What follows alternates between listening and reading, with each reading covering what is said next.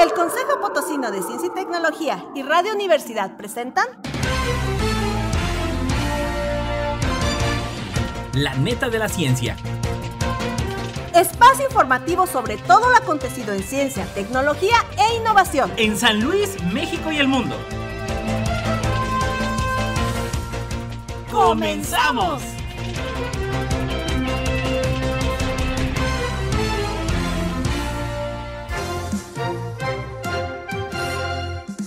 Hola, hola, ¿qué tal? Jueves 21 de julio, bienvenidos a La Neta de la Ciencia. Amanda, ¿cómo estás? Buenos días. Hola, ¿qué tal? Muy buenos días. Saludando a Lalo Carrillo en los controles, yo le quiero dar la más cordial bienvenida. Soy Edgar Jiménez y ya lo sabe, la transmisión también la puede ver a través del Twitter, Instagram y YouTube en @coposit y como Consejo Potosino de Ciencia y Tecnología en el Facebook. También ya lo sabe, la transmisión sin falla en el 88.5 de FM, 1190 de AM.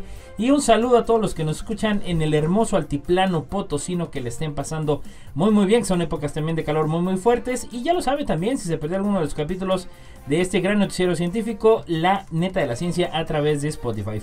Vámonos con los titulares. Titulares. Se enseñará francés en aulas potosinas. Universidad Autónoma de San Luis Potosí fortalece las relaciones de intercambio académico con Francia. Llegada de nuevas empresas, reflejo de la confianza que hay en la capital. Suben 22.3% exportaciones de San Luis Potosí en el primer trimestre de 2022, INEGI. Consolidación industrial gracias a estrategia del nuevo gobierno, SEDECO. Desarrollo de competencias digitales, principal reto educativo tras confinamiento. Destaca estudiante mexicano en concursos mundiales de ciencia. Investigan en México un ahuehuete mexicano de más de 1500 años que se mantiene firme. El problema del sargazo en el Caribe mexicano esconde grandes oportunidades. Investigadores reportan por primera vez el cambio de sexo en un pez mexicano. Producción de autos eléctricos en México está en pañales. Los antibióticos podrían ayudar a bloquear la metástasis según un estudio.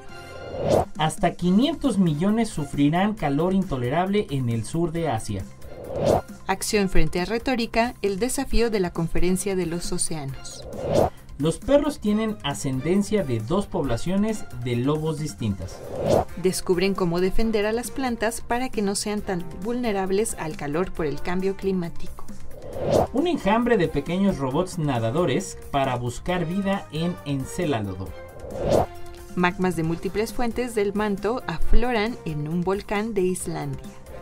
1 de cada 5 usuarios de las redes sociales será hackeado en las próximas 24 horas. Noticias locales. Y arrancando en las netas locales de plano informativo, se enseñará francés en aulas potosinas. En breve, la Secretaría de Desarrollo Económico, SEDECO, anunciará una importante inversión de origen francés en San Luis Potosí, adelantó el gobernador del estado, Ricardo Gallardo Cardona, en el marco de visita del embajador de Francia en México, Jean-Pierre Abdou-Sarain. El mandatario estatal apuntó además que la llegada de nuevas inversiones podrían acercarnos cada vez más a la meta de generación de 5,000 empleos que se prometieron durante el primer año de la administración, lo que será un beneficio para todas las familias potosinas. Además de las inversiones, Gallardo Cardona y el excelentísimo embajador de Francia en México suscribieron un convenio para que docentes franceses y potosinos brinden clases de este idioma a más de 200,000 estudiantes de educación media superior y educación superior en las 4 regiones del estado.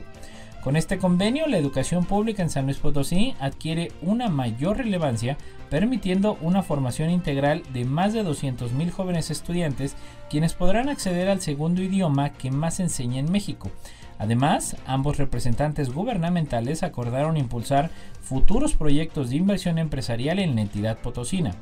En el marco de la visita del embajador de Francia, el titular de SEDECO, Juan Carlos Valladares Echelman, sostuvo un encuentro con el embajador, donde se intercambiaron visiones sobre el importante desarrollo que han tenido las 19 empresas de origen francés, como lo son Valeo, L'Oréal, Veolia, Danone, y que podrían detonar una mayor cantidad de inversiones y generación de empleos en beneficio de las y los potosinos.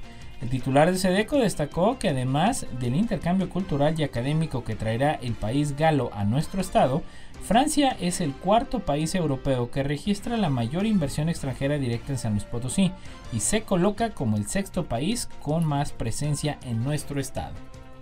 Y bueno, desde Código San Luis, el rector Dr. Alejandro Cermeño Guerra recibió en el edificio central de la Universidad Autónoma la visita del embajador de Francia en México, Sir Jean-Pierre Asbach-Sidouran, en el marco de fortalecer las relaciones de intercambio académico. Como parte de la bienvenida a la Casa de Estudios, el doctor Cermeño, en compañía del embajador de Francia en México y otras autoridades, realizaron un recorrido por el Museo de Sitio y el patio del edificio central para después reunirse en el salón de recepciones, donde también acudió el secretario de Desarrollo Económico, licenciado Juan Carlos Valladares Eckerman, y el secretario general de la institución, maestro Federico Arturo Garza Herrera. El doctor Alejandro Cermeño Guerra subrayó que, desde hace tiempo, la universidad ha tenido buen intercambio académico con Francia, siendo este país el segundo destino más importante para los estudiantes que viajan al extranjero como parte del intercambio académico. Sostuvo también que para la universidad es importante fortalecer las relaciones de intercambio académico y mencionó que el cónsul honorario de Francia en San Luis Potosí, Nicolas Routant, tiene como encomienda realizar acciones para que los espacios en las universidades de ambos países estén disponibles en beneficio siempre de los estudiantes. Puntualizó que la medicina y derecho resultan un gran atractivo para la comunidad académica y estudiantil. Sin embargo, el área de las ciencias exactas, en especial de la ingeniería, es de gran interés para los jóvenes. A su vez, el embajador de Francia en México manifestó que el acercamiento con la comunidad educativa es uno de los ejes de la cooperación bilateral y reiteró que Francia es el tercer destino para estudiantes mexicanos. Asimismo, México recibe cada año un número importante de jóvenes franceses, lo que da por resuelto una relación equilibrada. El diplomático explicó que pretenden desarrollar esta movilidad hacia Francia y profundizar en cooperaciones. Por ello, el acercamiento con el rector, siendo que la universidad es una de las fuentes de educación superior más importante en México, en particular en el campo de la ingeniería, medicina y ahora el interés que se tiene en el campo de la salud. Reconoció también que los estudiantes son el futuro de cualquier país, por lo que se debe asegurar estén bien preparados y permitir su desenvolvimiento en la parte de la movilidad. Y bueno, pues desde plano informativo, llegada de nuevas empresas, reflejo de la confianza que hay en la capital. El director de Desarrollo Económico del municipio, Jaime Chalita Sarur, señaló que la llegada de nuevas empresas y la ampliación de otras es reflejo de que existen las condiciones económicas y sociales para la atracción de más inversiones, los cuales solo se logran con un trabajo coordinado entre autoridades de todos los niveles de gobierno. Recordó que recientemente la empresa suiza Frank anunció una inversión por más de 1,000 millones de pesos en San Luis Potosí, lo que viene a generar empleos y una derrama económica en la construcción de sus instalaciones. Puntualizó que apenas el martes pasado también se colocó la primera piedra de G-Tech Automotive, empresa japonesa dedicada a la fabricación de piezas automotrices y que es un importante proveedor del sector, lo que viene a reflejar el interés que hay por parte de empresas extranjeras por llegar a la capital potosina. Estas inversiones son el reflejo de meses de gestiones por parte de las autoridades estatales y municipales para crear las condiciones idóneas para las nuevas empresas, lo que sin duda refleja el buen trabajo que se viene realizando en el desarrollo económico de San Luis Potosí, precisó el funcionario municipal. Chalita Sarur dijo que es de interés del alcalde de la capital, Enrique Galindo Ceballos, que continúen llegando más empresas, por lo que se sigue trabajando en las diferentes áreas involucradas para atraer más y mejores inversiones para la ciudad que se vean reflejados en la generación de empleos. El director de Desarrollo Municipal resaltó que se están generando todas las facilidades para que las empresas nacionales y extranjeras sigan invirtiendo en la capital para mejorar las condiciones de vida de los habitantes. En otra de las netas locales, desde Pulso, Jaime Hernández nos comparte una nota, y es que durante el primer trimestre del año, las exportaciones de los diversos sectores de la economía potosina se incrementaron 22.3% con respecto al mismo lapso del año pasado, reveló el Instituto Nacional de Estadística y Geografía. De acuerdo al reporte más reciente sobre la materia, durante este lapso, 3.3% del total nacional de exportaciones, San Luis Potosí exportó mercancías por un valor de $3,993.3 millones, con lo que se instaló en el 12º sitio entre las entidades. Con ello, la economía de la entidad contribuyó con el 3.3% de los $118,324.7 millones del total de las exportaciones del país. Así, el 98% de las exportaciones potosinas se originaron en el sector manufacturero, según señala el reporte del INEGI.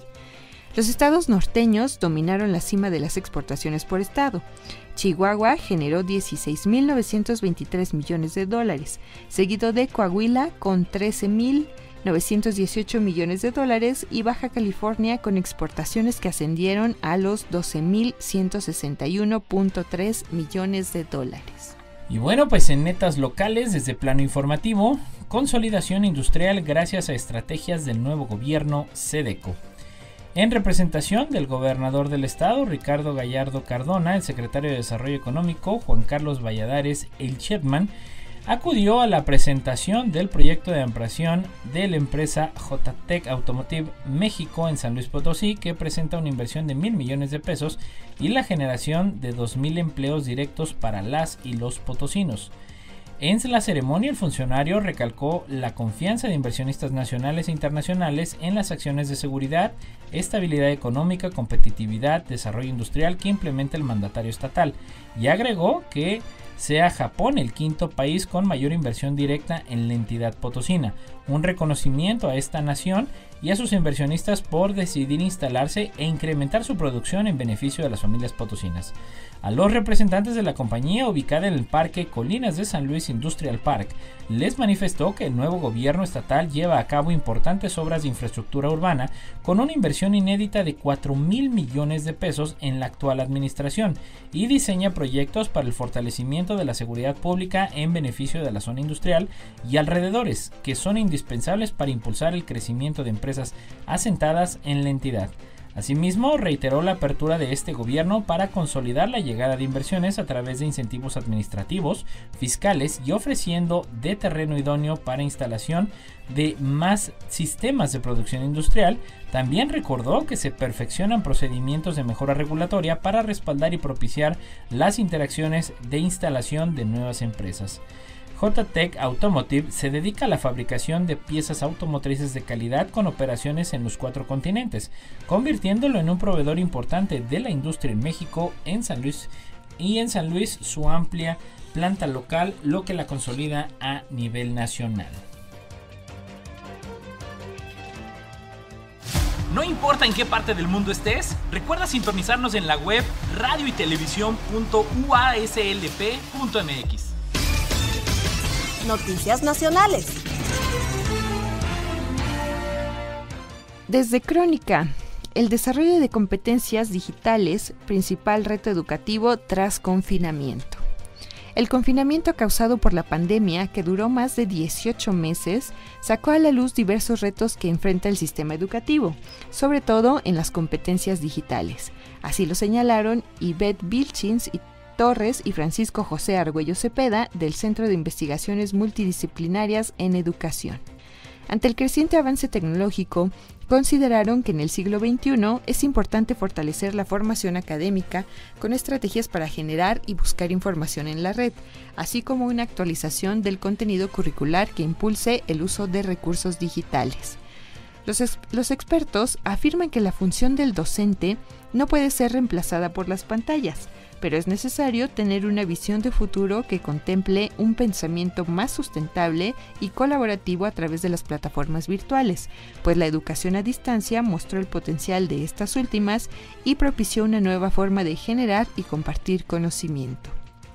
Como parte del artículo El gran desafío educativo post-pandemia, publicado en el último número de la revista universitaria, consideraron que es urgente fomentar la resiliencia social global, resultado de la experiencia viral que puso al mundo entero en jaque.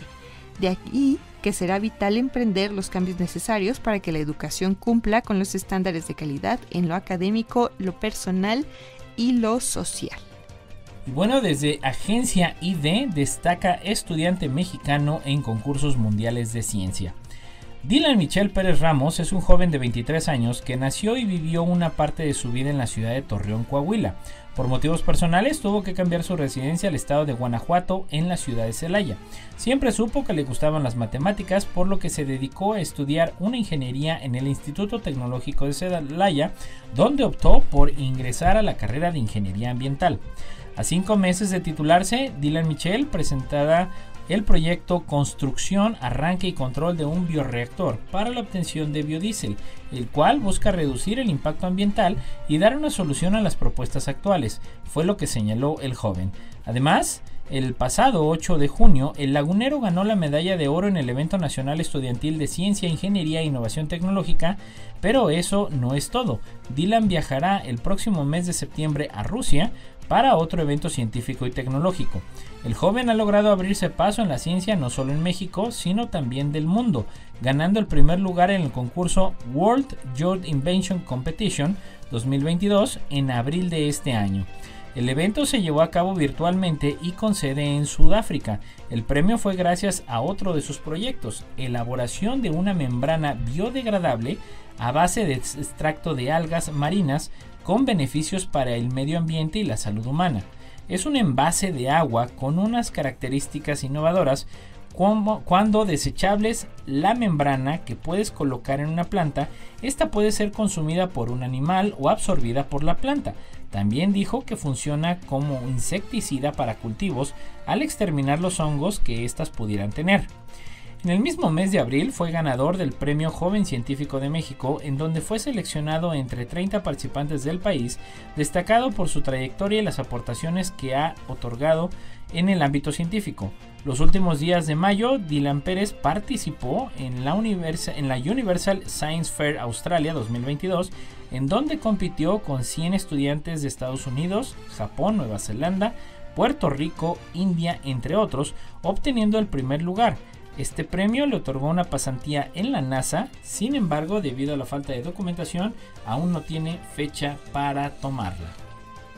En otra neta nacional, Agencia ID nos comparte que un ser vivo de 1568 años ha sido testigo de la historia del sureño estado mexicano de Oaxaca y del camino hacia el México actual.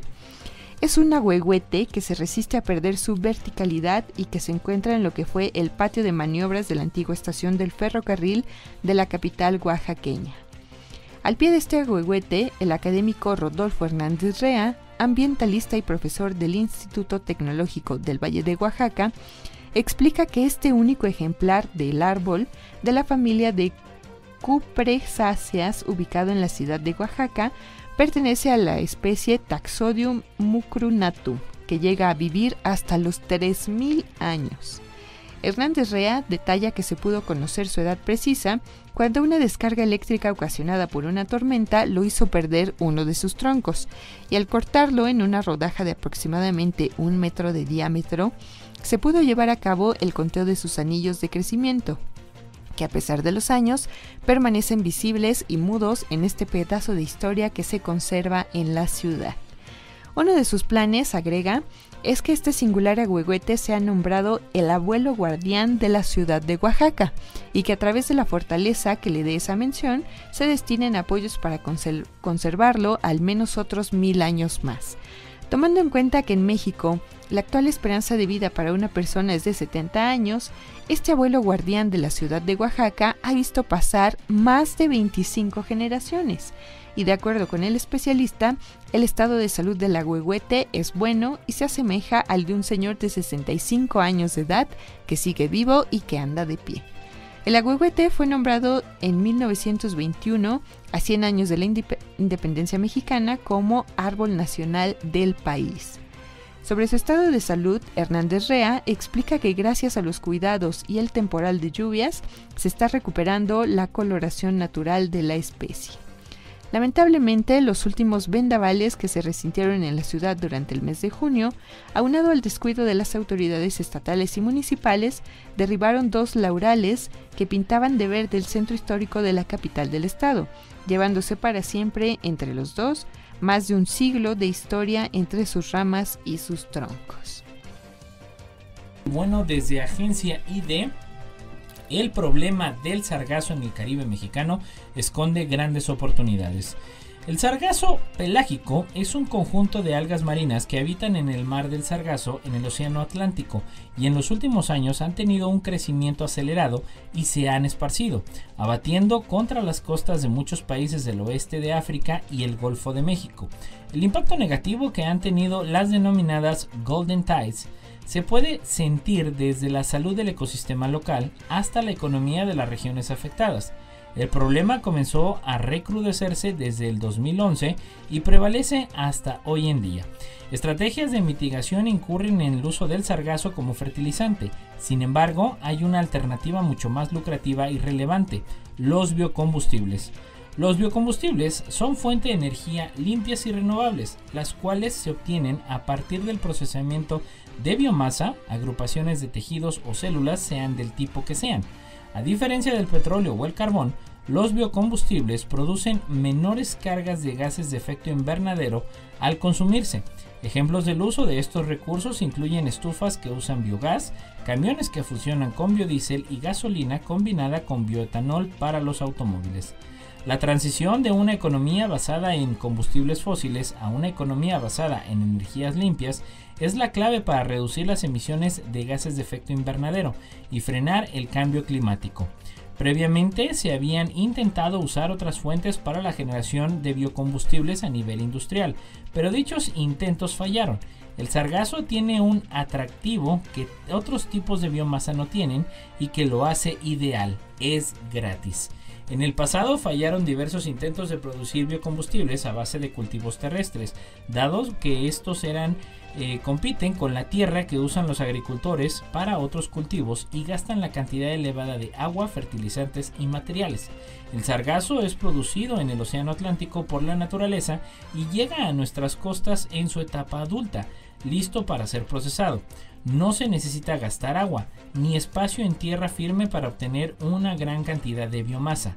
La parte más laboriosa es la recolección del sargazo de las playas, pero esta parte incluso ya se hace actualmente, dado que ni el gobierno ni el público en general quiere algas pungentes en las playas. El valor agregado que puede ofrecer la transformación del sargazo a biocombustibles como el biogás o el bioetanol podría incentivar una cadena de valor que permita la recolección mar adentro. El proceso de transformación del sargazo a biocombustible no es tan simple como parece, aunque numerosos estudios científicos actuales proponen tecnologías optimizadas con altos rendimientos de producción. La economía circular y los procesos sustentables son factores claves para aprovechar al máximo el potencial del sargazo, obteniendo así un negocio rentable y respetuoso con el medio ambiente. Agencia I+D comparte también que investigadores de México, Francia y República Checa han demostrado los cambios graduales que ocurren durante el cambio de sexo en una especie de pez mexicano. Este tipo de hermafroditismo se ve beneficiado por condiciones sociales muy particulares. La competencia por pareja entre hembras produce que probablemente la hembra menos apta para conseguir pareja cambie de sexo para tener un mayor éxito biológico como macho. Así lo señaló Omar Domínguez de la Asociación Mexicana para el Estudio y Conservación de Ciprinodontiformes y coautor del estudio. La mayoría de los peces teleósteos o peces óseos se produce varias veces durante su vida, mientras que un grupo apartado solo una vez y luego muere. Muchos tienen sexos separados, es decir, maduran sexualmente y se reproducen exclusivamente como machos o como hembras. Por el contrario, otro número significativo de peces funciona como hembra o macho durante una parte de su ciclo de vida, y estos son los denominados hermafroditas. Este fenómeno, el cambio de sexo, ha evolucionado repetidamente entre los peces y es bastante complejo. Estamos hablando de una plasticidad individual medida por factores externos como las condiciones de grupo y factores ambientales. Incluso, algunos hermafroditas bidireccionales pueden alternar entre los sexos más de una vez. Este pez pequeño de agua dulce, también conocido como almirante mexicano, es endémico de Veracruz y Oaxaca. Se encuentra en peligro de extinción y posee capacidades únicas y extraordinarias. El hermafroditismo del almirante mexicano se ve favorecido cuando el rendimiento reproductivo masculino aumenta más rápido que el femenino. Por ejemplo, cuando los machos se hacen con los mejores territorios, recursos alimentarios y acceso a más hembras. Este prospecto de macho es el preferido por las hembras. Los científicos notaron que la presencia masculina crea un entorno social competitivo, condición necesaria para iniciar el cambio de sexo. Este sería inducido por la competencia física entre las hembras por una pareja. La agresión entre las hembras podría reducir la producción de estrógenos, desencadenando una secuencia de eventos y cambios histológicos en las gónadas, comportamiento y coloración de los machos. Y bueno, estamos llegando a la mitad de la neta de la ciencia. No se vaya, regresamos.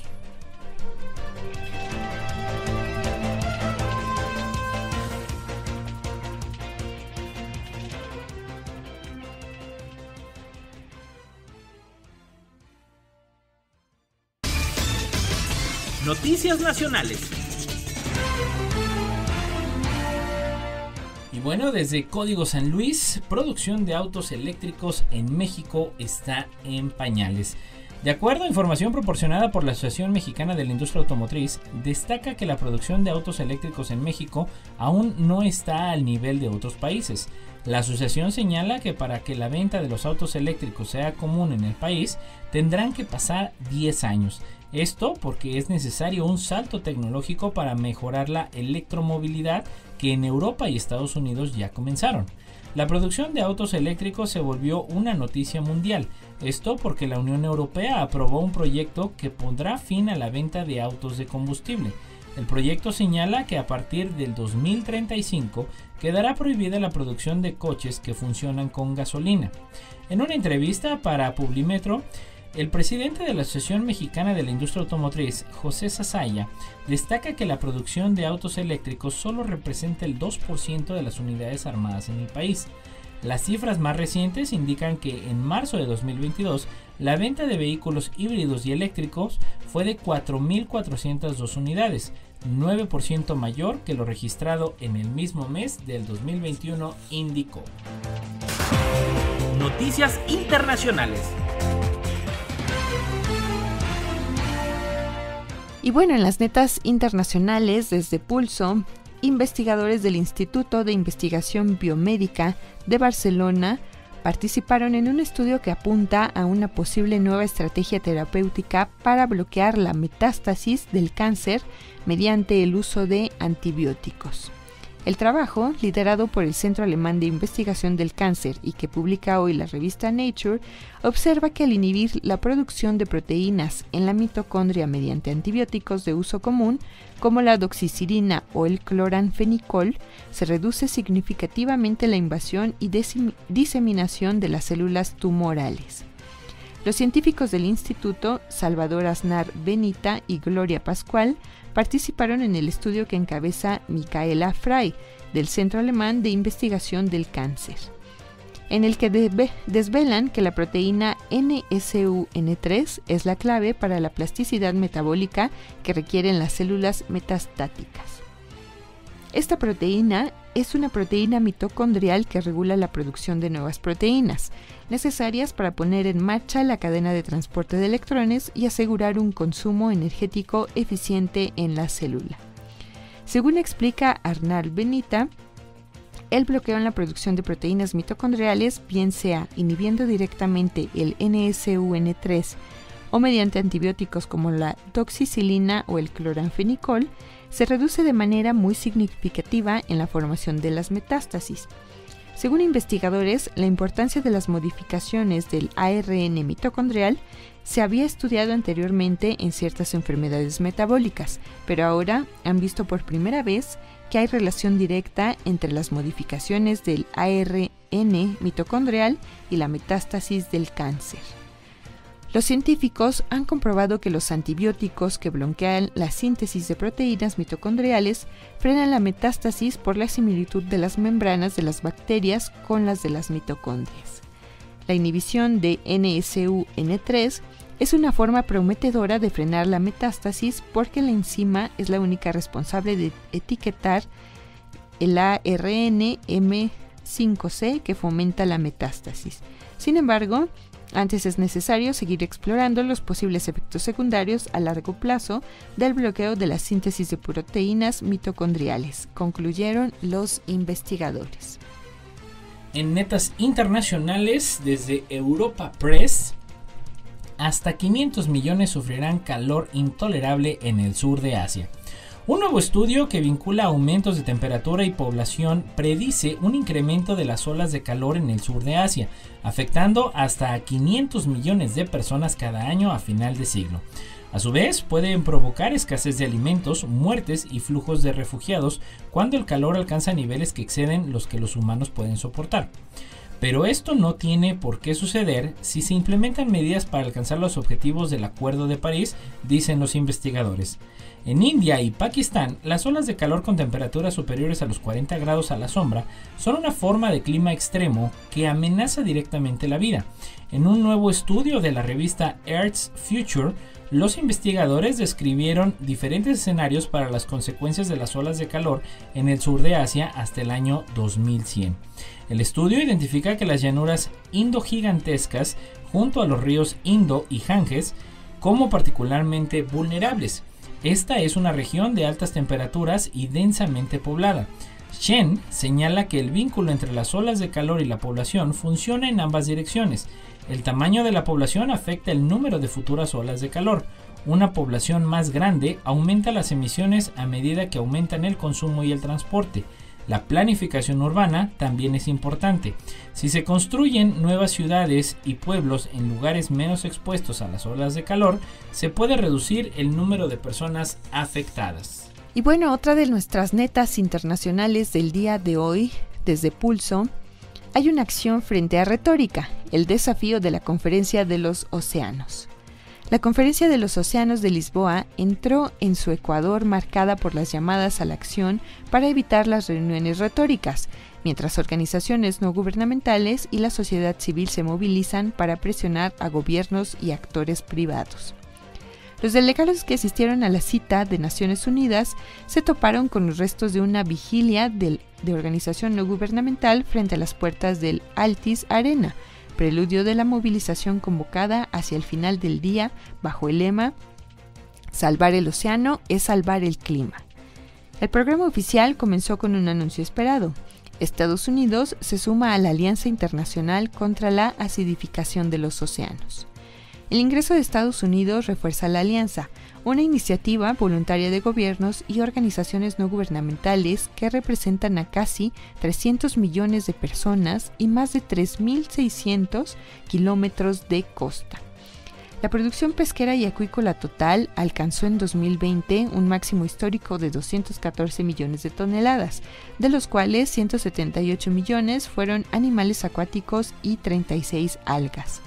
Acciones concretas, reclamó el enviado de Washington para el clima John Kerry, convencido de que si no se actúa inmediatamente, el objetivo de limitar el aumento de la temperatura del mar a 1.5 grados será imposible y cada décima de grado tiene un costo enorme.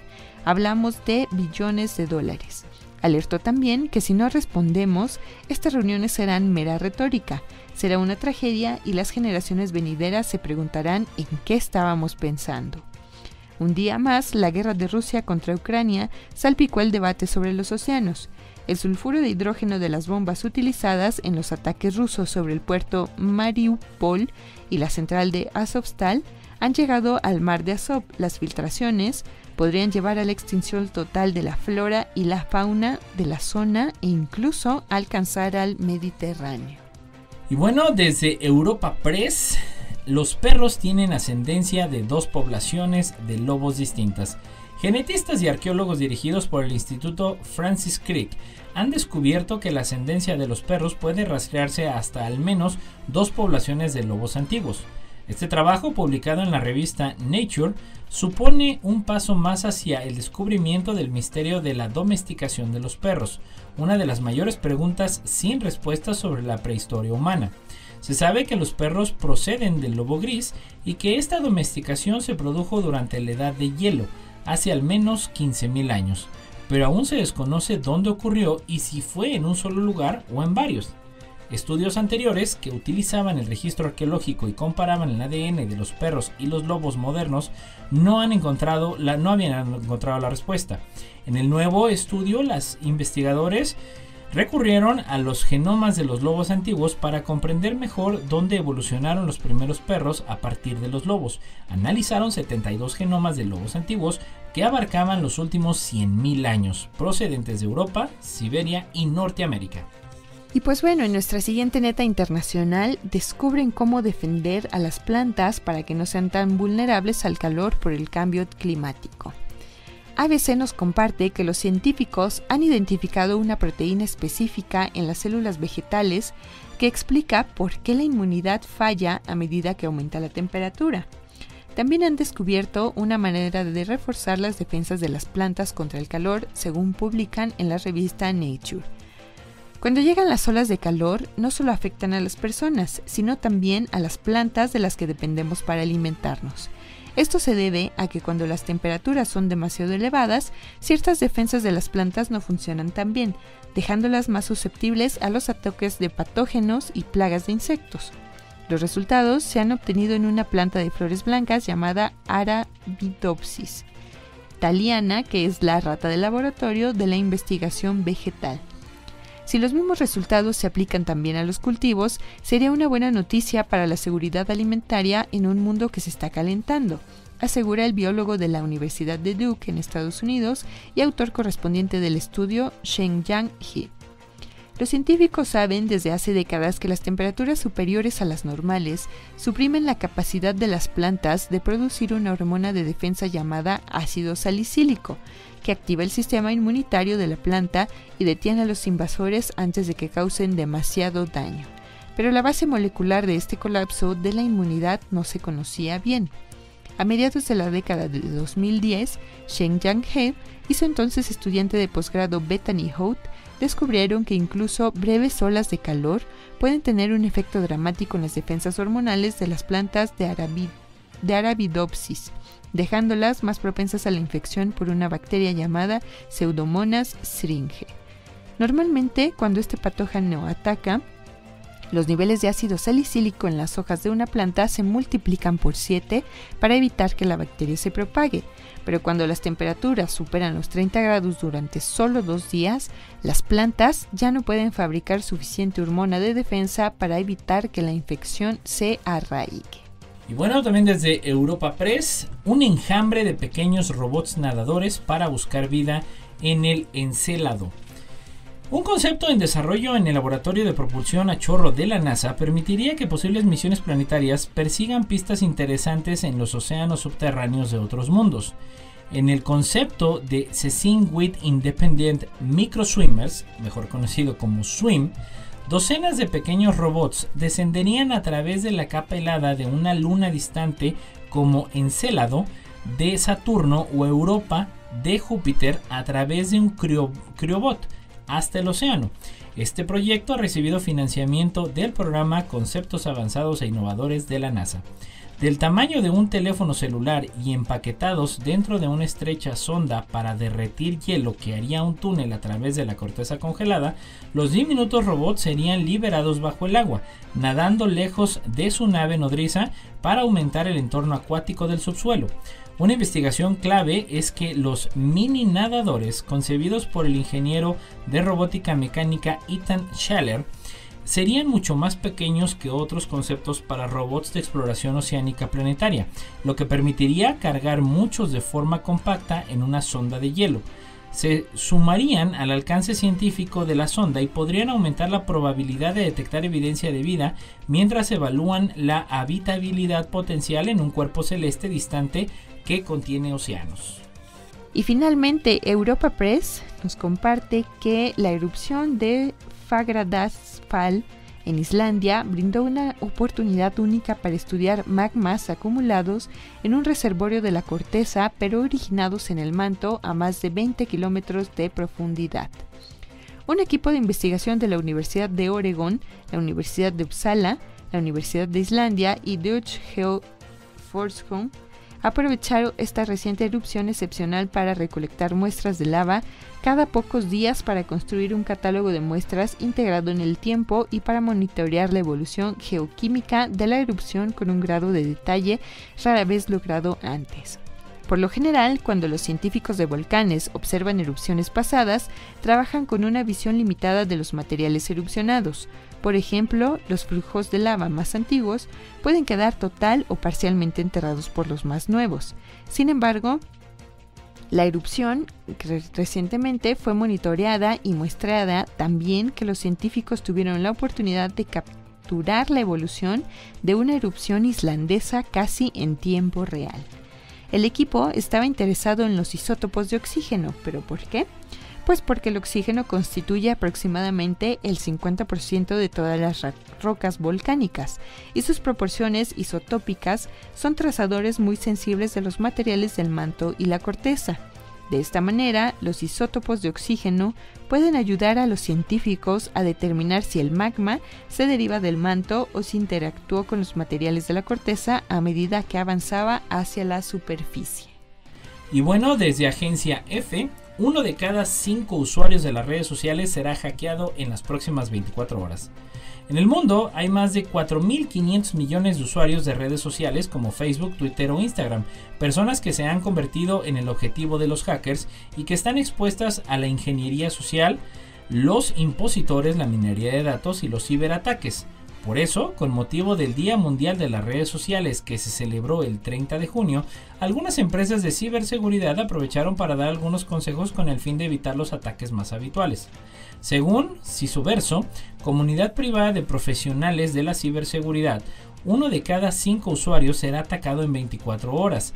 Y es que las redes se han convertido en una vía habitual de acceso a información personal y laboral que permite a los hackers recopilar datos de contactos para lanzar ataques de phishing o a través de spam o para hacer ataques de fuerza bruta. Por eso, Cisoverso recuerda que es importante concientizar a las personas para que vigilen la información que comparten en redes sociales y que, en caso de ataque, recomienda denuncien el delito. La forma más fácil para hackear perfiles de redes sociales o para conseguir datos personales sigue siendo el phishing, destaca Enrique Serrano, fundador de Hacks Rocks y miembro del consejo de Cisoverso. Algunos de los ataques más habituales y sencillos en Facebook son un mensaje o enlace desde Facebook Messenger que pide al usuario reconfirmar o actualizar su información personal y preferencias, un mensaje de un amigo que te invita a ver una foto o acceder a una promoción, y un correo de Facebook que avisa de un posible incidente de seguridad y pide que actualices la contraseña. En Instagram, el riesgo está en la sincronización con aplicaciones de terceros, como edición de fotos y filtros especiales, análisis de seguidores, entre otros, para las que hay que concentrarse a través del perfil del usuario. Si esas aplicaciones de terceros son un engaño o no son fiables, el usuario entrega fácilmente sus credenciales a los cibercriminales. En LinkedIn, la dificultad en esta red es que la compañía cuenta con varios dominios válidos que pueden llevar a confusión al usuario. Lo habitual es recibir solicitudes de amistad de perfiles falsos que poco a poco intentarán ir sacando información o bien mensajes de actualización de políticas de seguridad. Twitter se ha convertido en una popular plataforma para ataques de phishing en la que los hackers usan las mismas técnicas y ataques de phishing que en otras redes sociales, aunque el más habitual es el del profesional o hacker que te promete conseguir muchos followers por un par de euros. El Club de los Curiosos presenta la física de la actividad física. ¡Pásala, pásala! ¡Gol! ¿Qué golazo metiste, Lino? Sí, Terra. Ganamos en el último minuto. Gracias por venir. Ahora tengo que irme, Lino. Tengo que ir a estudiar para mi examen de física. ¿Te puedo acompañar? Yo soy experto en educación física y te puedo ayudar. Ay, Lino, no me refiero al ejercicio físico de las personas, sino a la física como ciencia. Claro, Terra. Solo estaba jugando. También sé un poco de física. Muy bien, vamos a la biblioteca. Empecemos. Mi tarea de hoy es entender las leyes de movimiento de Isaac Newton. Ya leí un poco al respecto. ¿Ah, sí? Platíqueme sobre él. ¡Claro! Fíjate que Newton fue parte de la revolución científica iniciada en el Renacimiento por Copérnico, Galileo y Kepler. Aunque hizo grandes contribuciones en los campos de las matemáticas, la astronomía y la óptica, su mayor aportación fue en la física. ¡Qué interesante, Terra! Ahora recuerdo.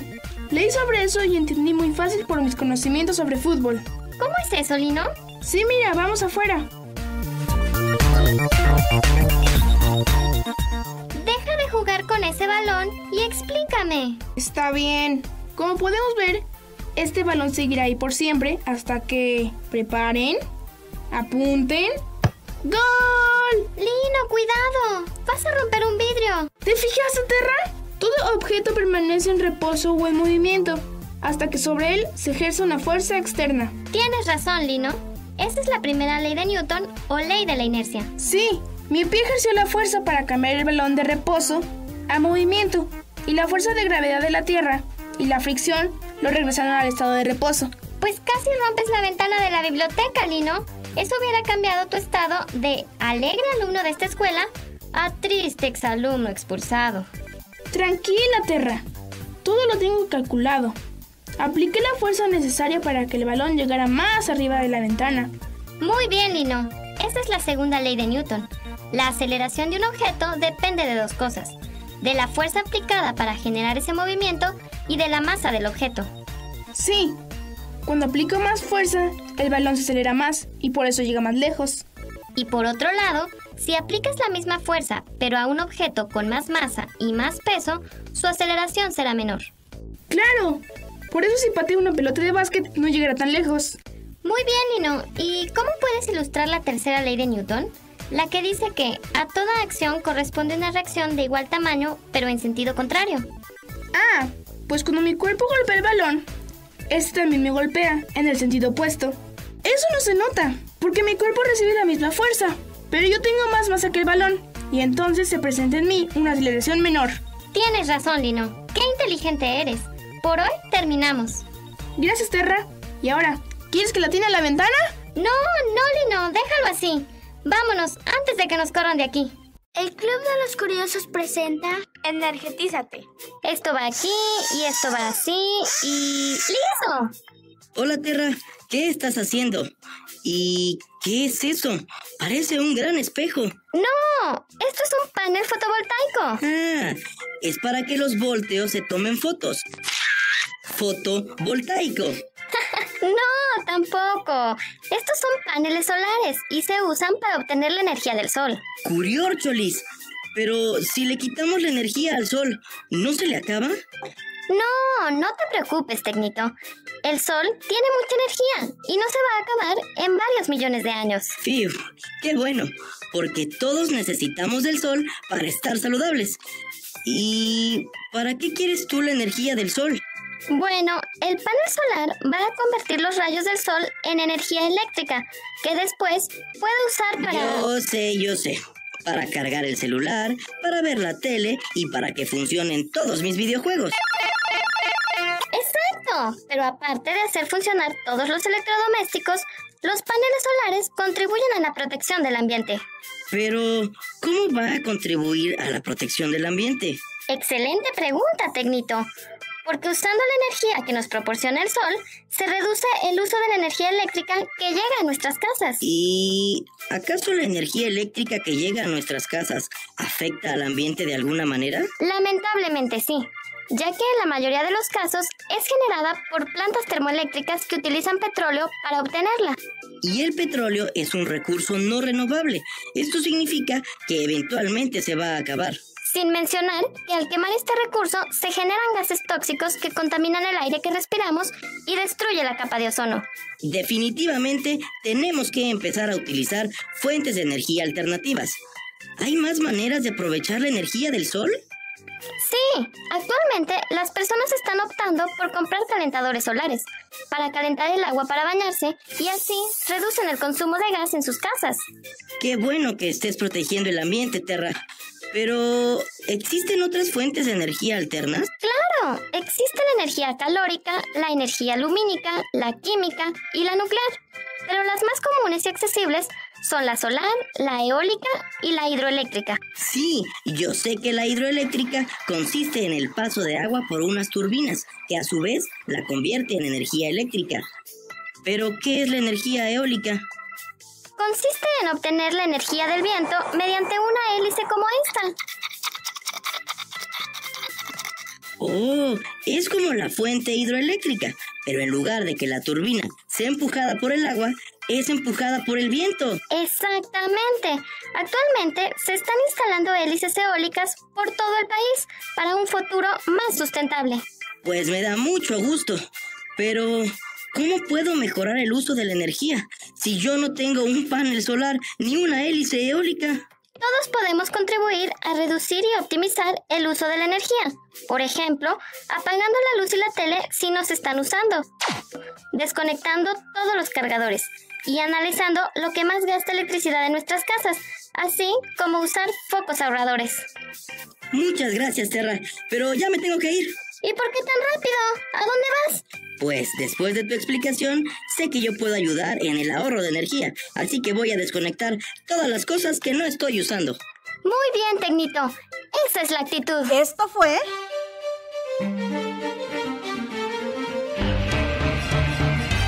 La neta de la ciencia. Noticiero de Ciencia, Tecnología e Innovación. Presentado por el Consejo Potosino de Ciencia y Tecnología y Radio Universidad.